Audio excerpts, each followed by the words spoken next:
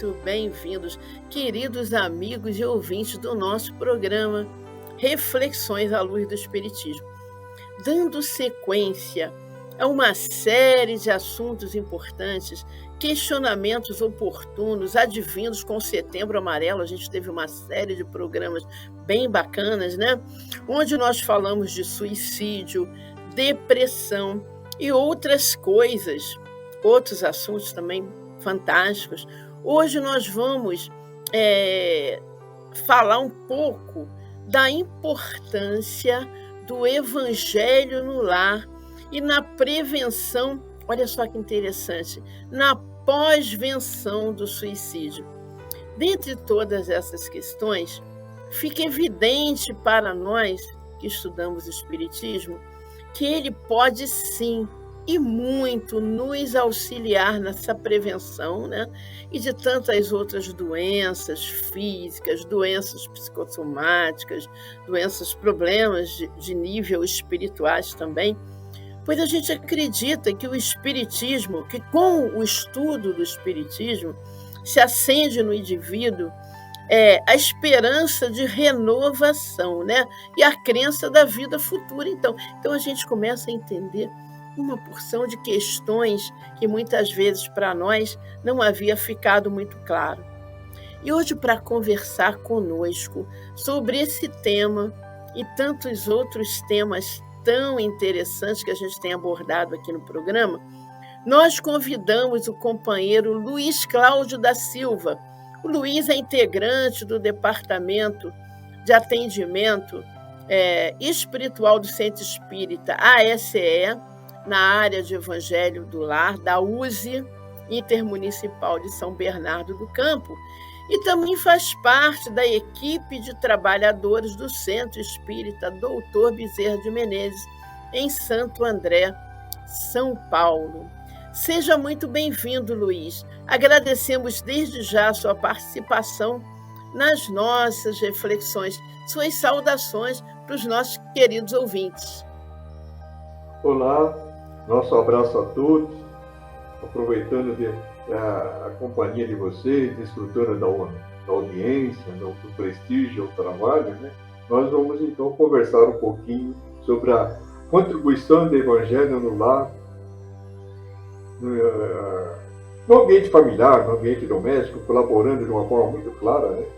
Na prevenção do suicídio, principalmente, que está se alarmando de uma forma muito clara, né? Muito acentuada. Então, nós estamos destacar a importância do Evangelho no lar. É isso. Muito obrigado. Luiz, quando nós conversamos, assim que nós mantivemos o nosso primeiro contato, você me falou que desenvolve aí em Santo André, São Paulo, um projeto chamado Evangelho de Luz. O que seria, na verdade, esse projeto? Você poderia nos explicar melhor sobre isso? É um projeto Evangelho de Luz, que vem a ser o Evangelho no lar e no coração, né? E seus benefícios no ambiente doméstico, no ambiente familiar. Então, são inúmeros os benefícios. Nós não temos ideia da quantidade, né, que dos benefícios que a espiritualidade nos transmite, nos proporciona, né, com a realização do Evangelho no lar. Entre os quais é feita uma faxina espiritual no ambiente. E nós não percebemos, nós não vemos a atuação deles, né? Mas eles fazem uma faxina espiritual, transformando o ambiente assim, num ambiente assim, muito agradável, muito propício à atuação dos espíritos. E os integrantes da casa são envolvidos de uma forma muito benéfica, com muito amor, com muito carinho, né? na reunião do Evangelho no lar, podendo, inclusive, manter um diálogo com as famílias. Então, o nosso objetivo com o projeto Evangelho de Luz é proporcionar à família, né, um bem-estar que ela passa a ser beneficiada, passa a receber, né, com a implantação do Evangelho no lar. Porque nós temos uma escala, né? Evangelho no lar com gestantes, com bebês, com crianças, jovens e adolescentes, né? E vai seguindo, adulto, o idoso. Então, todos nessa faixa, o Evangelho no Lar tem condições de contribuir. É muito importante. E na época atual, estamos passando uma situação difícil, né? Então é isso que nós muito interessante, né? A questão de habituar as crianças, os jovens, os adolescentes a praticar. A gente percebe que as pessoas, elas ainda não têm muito esse hábito de fazer o Evangelho no lar em suas casas, né? Como é que a gente poderia despertar esse interesse? Bom, as casas espíritas devem estar preparadas, né, para orientar a família a fazer Evangelho no lar. Principalmente na época durante a gravidez, né, aquele contato. Então, a gestante ela deve participar do Evangelho no lar, deve fazer uma boa leitura, deve manter uma conversação edificante, deve fazer de tudo para que o ambiente se torne propício ao espírito que está se preparando para nascer ali naquele ambiente. Então já começa desde o berço. Segundo Emmanuel, criança tem que participar do Evangelho no lar antes de nascer. Se me permite, eu gostaria de citar aqui uma passagem com o Chico. Ele foi procurado por uma mãe, uma criança pequena, queria saber se já podia falar do Evangelho com a criança, se ela podia participar do Evangelho. Né? E como sempre, o Emmanuel, ao lado do Chico, mandou perguntar a idade. Ela falou 3 anos. Então você diga para ela que ela está atrasada há 3 anos e 9 meses para transmitir a informação do Evangelho, né, para as crianças, esse bem-estar. Então quer dizer que a tarefa dos pais é muito importante, é muito fundamental, porque ele está dando oportunidade ao espírito de reencarnar para ressarcir um pouco as suas dívidas, ou dar sequência no aprendizado, né? Então, a responsabilidade dos pais é muito grande, mas muito grande mesmo. Porque no meu tempo eu obedecia meus pais cegamente. Senta aí, eu sentava, levanta. Com 3 anos eu ficava assim, não sabia mais nada, né? E hoje uma criança de 3 anos já tomar cuidado com ela, porque ela pode aprontar com você. Pode falar o que houve, o que não é para falar. Então, devemos tomar muito cuidado. A responsabilidade é muito grande. Então, com certeza, Luiz. Com certeza. É muito interessante o que você está trazendo para nós. Você acredita, né, que essa campanha, esse estímulo da gente levar as pessoas a acreditar na importância do Evangelho no lar e no coração, como você fala, né, o Evangelho no lar e o Evangelho no coração, né? A gente vai poder estar prevenindo, atuando na prevenção e nessa pós-venção do suicídio. A gente está no Setembro Amarelo ainda, falando dessa prevenção toda. A gente pode ajudar as pessoas em momentos de crise e nessa pós-venção do suicídio também, nessa prevenção. O Evangelho lá, como nós falamos no início, tem seus benefícios que são inúmeros. Então, quando o ambiente no lar está propício à atuação dos espíritos, os familiares são envolvidos assim num ambiente, como nós podemos dizer, modificam o astral, então modifica a maneira de pensar, começa a agir de uma forma correta, ter uma fraternidade maior entre seus integrantes. E na família pode ter alguém com essa tendência, ele não falou com ninguém, está só pensando, mas a espiritualidade sabe o que ele está pensando. Sim. Então, o que faz? Ajuda aquele integrante da família através da família. Então, envolve a todos os integrantes da família com muito amor, com muito carinho, com muita dedicação, né? Que essa fraternidade, esse reconhecimento e respeito ao ser humano, ao próximo.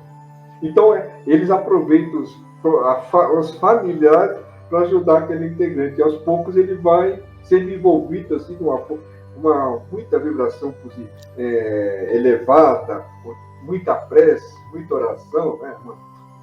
muitas orações, leitura edificante. Então, com esse apoio da família, ele vai, aos poucos, mudando, sendo influenciado de uma forma benéfica e vai deixando de pensar. Mas tudo depende da família, que envolve a criança. Com muito amor, acolher, conversar, Sim, perguntar se acolhimento ele está super. passando por uma situação difícil, o que nós podemos fazer para ajudar. Essa é a forma, isso é a função do Evangelho Lar, né? Transmitir essa oportunidade de poder ajudar, fazer com que os integrantes, a família, Sim, se torne sim. uma ferramenta da espiritualidade para auxiliar aquele integrante que está passando por esse momento difícil. E muitos familiares não sabem, mas eles são envolvidos para conversar, acolher, fazer de tudo para que ele se sinta bem no ambiente familiar. E não um estranho, como muitas vezes nós vemos, né? Uma família mora numa mansão, uma casa grande, cada um no seu quarto. Parece uma pensão. Uns vão passando pelos outros, né? Isso. Então, e o Evangelho no Lar é para modificar esse conceito de família. A família é a nossa maior riqueza, nossa maior proteção. Então, temos que valorizar. Os pais, os responsáveis, hoje tem que ter se preparar para esses espíritos que estão reencarnando. Que se ele aprende o errado primeiro, para modificar, para melhorar, para passar para o lado positivo, é quase que difícil, muito, muito difícil. Então, os pais têm que começar logo cedo. Correto. E um detalhe muito importante, Sueli Caldas-Sucre, no livro dela, Mediunidade e Obsessão em Criança, ela cita muito. Os pais devem ensinar aos seus filhos o hábito da oração desde pequeno, seja em qualquer religião que for. Então, a criança tem que ver o pai orando, ver a mãe orando, assim, conversando de uma forma edificada, falando do Evangelho, falando de Jesus. É isso que nós temos que fazer. O Evangelho no Lar nos dá essa possibilidade, né? Que a família tenha esse diálogo. Isso é muito importante. E os pais devem ser orientados na casa espírita a fazer Evangelho no Lar com crianças. Correto. Utilizando livros infantis, inclusive aquele a criança quer saber. Só que o pai tem que ler o livro e entender para conversar com o filho, não é dar para o filho ler. Na realidade, o livro infantil é para o pai. Sim. Eu trabalhei um tempo com crianças pequenas, né? Professora, agora não trabalho mais, trabalho só com os adultos na universidade. Eu trabalhava com as crianças, eu sempre orava com as crianças antes de nós começarmos as aulas, independente da religião, né? Porque a importância da gente pedir a Deus que nos desse um bom dia aprendizado, que a gente pudesse entender a grande oportunidade que era da gente estar ali, né? E eu sempre fazia isso. E às vezes as crianças falavam para mim, professora, mas na minha casa eu não faço isso, os meus pais. E a gente vai formando um hábito também, né? Não, para você ver, né? Como a criança ela é receptível, né? Muitos pais acham que não precisam, mas é o principal. A formação religiosa na criança, Verdade. Respeitar a Deus, amar a Deus sobre todas as coisas e o próximo como a si mesmo. Isso os pais têm que ensinar. Passar esses conceitos, né? Principalmente de respeito ao próximo, conceito de honestidade, tudo. Os pais têm que agir de uma forma correta, dar o exemplo. Eu costumo falar, os pais têm que ter autoridade moral. Então, verdade, Luiz. Então, quando a gente... Pois não. Quando a gente abre aqui o Evangelho segundo o Espiritismo, a gente se depara com um trecho onde diz assim: a incredulidade, a simples dúvida sobre o futuro e sobre as ideias materialistas são os maiores incitantes ao suicídio, porque produzem nas pessoas a covardia moral. O que você poderia acrescentar sobre essa declaração? Não. Porque O que a maioria das pessoas aprende, né, quando eles vão em determinadas religiões, é que morreu, acabou, né? Ou você vai para o Sim, inferno ou vai para o céu, claro. acabou. E a doutrina espírita vem com um esclarecimento, mas não é só morreu, acabou. Tem algo muito mais, a vida continua. Então, nós é que temos que aprimorar cada vez mais a divulgação da doutrina espírita. As casas espíritas devem se preparar para poder transmitir nos cursos, falar de uma forma clara, mostrar para as pessoas, sensibilizar, atrair a atenção das pessoas. Por exemplo, em uma família, digamos, espírita que faz evangelho no lar, então, aos poucos, os integrantes vão entendendo que a vida continua. Sim, claro. E se houver alguma influência sobre suicídio, o que é possível acontecer, não obstante a família ser espírita, mas às vezes um descuido do elemento, ele começa a sofrer a influência. Mas se a família estiver atenta, unida no evangelho no lar, consegue neutralizar essa influência. Porque o adolescente, muitos deles que a gente tem ouvido falar, cometem o suicídio porque se sentiu sozinho, não teve um amparo. Ele começou a demonstrar que precisava de ajuda, precisava de socorro, mas os familiares às vezes não perceberam. Quando ele começa a ter aquelas mudanças, aí que você tem que chegar e abraçar mais. Nossa, o adolescente de hoje é muito diferente. Eu não sei do seu tempo, mas no meu tempo era. Eu obedecia meu pai. De hoje, os pais, para fazer o filho atender um pedido dele, ele tem que ter saber dialogar, saber conversar, explicar. As coisas seguem rumos um pouco diferentes, né? Exatamente. Então, quer dizer que os pais, a responsabilidade deles é muito grande. Eles deveriam passar por uma escola primeiro, antes de ser pai. Tem uma série de influências, né? Então, hoje, o pai, para falar para o filho não beba, ele tem que ter autoridade moral. Verdade, Luiz, verdade. As coisas. Acho que falta um pouco mais. Eu acho que o diálogo é a fonte de tudo, né? A gente precisa conversar mais. A gente está conversando muito pouco dentro das famílias.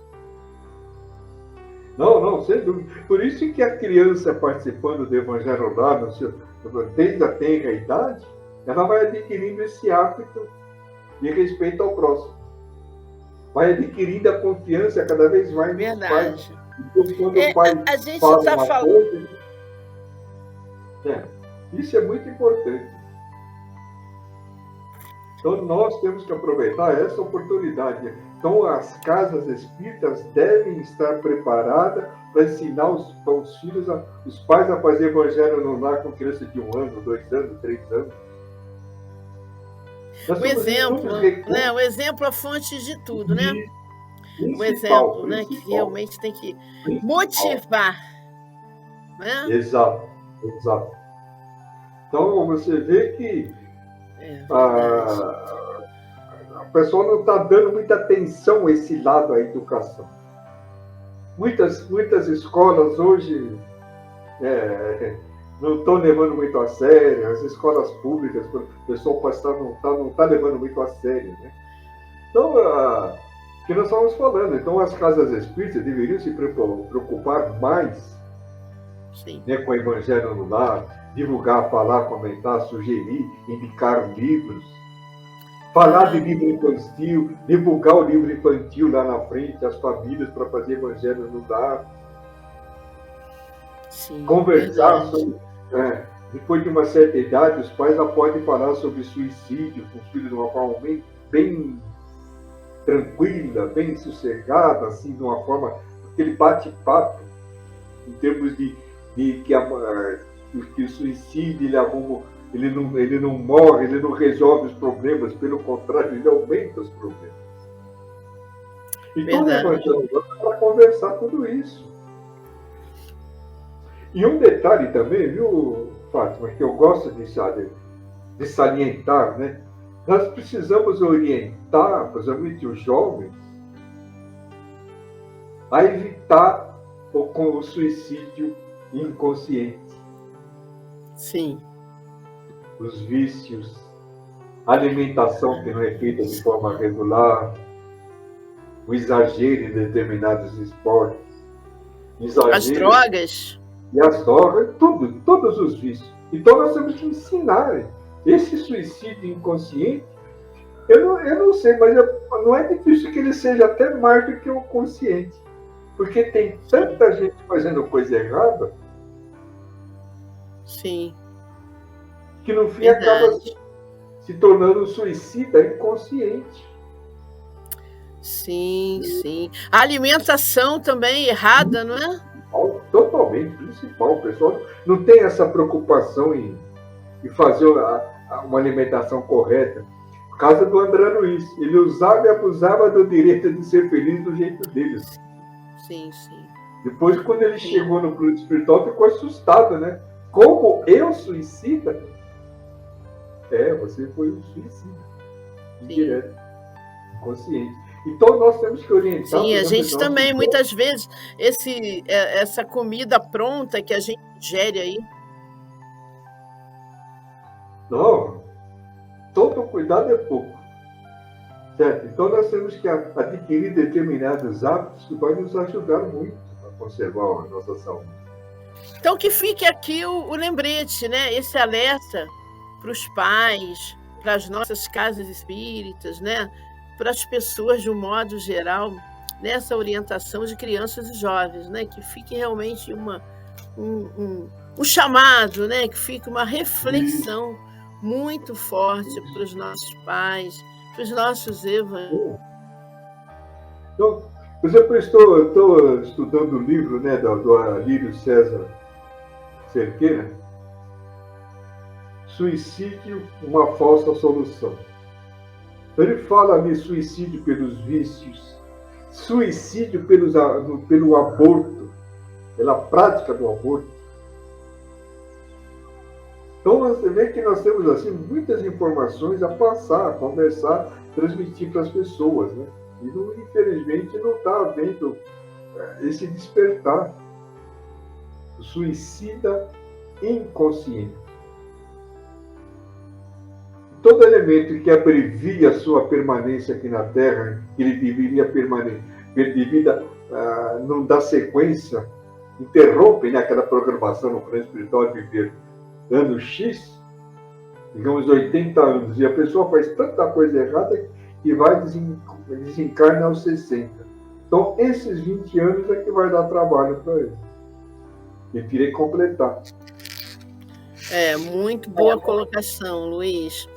Eu espero, né, que as pessoas possam absorver desse momento uma reflexão assim muito importante, que a gente cuide bastante desse corpo que nos é emprestado por Deus, né, que a gente possa cuidar bastante da nossa saúde, das nossas horas de sono, e falar isso para as crianças também, né, desde pequenininho, orientar as crianças, né? Esses que põem a gente em perigo também, a questão da alimentação saudável, enfim, tantas e tantas outras coisas. Mas muito bom esse nosso bate-papo aqui. Tomara que a gente tenha a oportunidade de ter outras conversas também, que eu sei que você tem coisas bem bacanas para a gente refletir junto aqui, né? E eu queria que você deixasse assim uma mensagem assim final para as pessoas. Mensagem assim. Entendi. Geral. Então, queríamos deixar aqui a nossa mensagem, né, que façamos o possível para que nós possamos propagar a campanha do Evangelho no Lar, fazer com que a campanha, a divulgação, né, se torne de uma forma assim evidente, de uma forma muito clara, que ela seja permanente, que a divulgação seja permanente, e não simplesmente citar o Evangelho no Lar. Nós devemos praticar, orientar, incentivar, conversar com as pessoas. Nós temos várias informações, temos livros ótimos, principalmente para crianças.